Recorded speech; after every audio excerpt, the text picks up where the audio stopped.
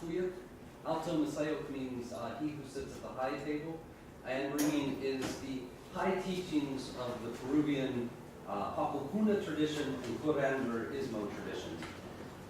This tradition, especially the Papakuna, was kept alive by a group of natives high above the mountains of Cusco, Peru. In a very harsh environment, they still live in stone huts. It still gets below freezing every night, gets in the 70s to 80s every day.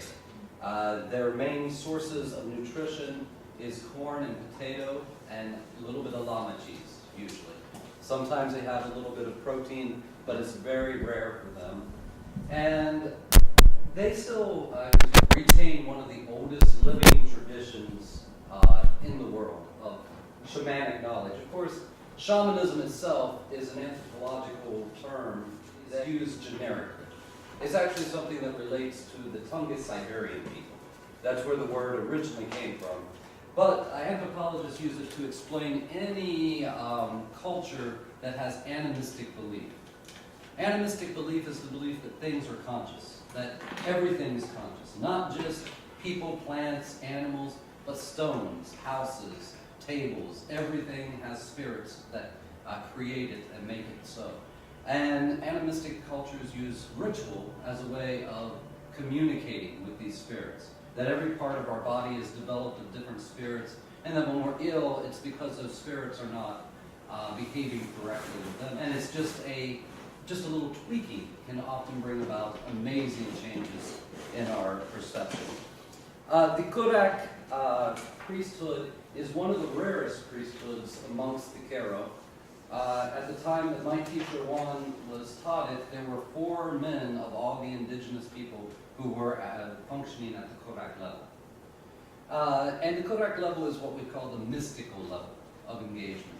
There are many, even today, working at what we call the 3rd or 2nd level in Peru. And these levels are very fear-based.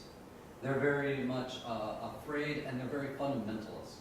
But the entire culture of the Inca and the cultures of Peru were an open culture. They believed in uniting religions. They believed in uniting traditions together.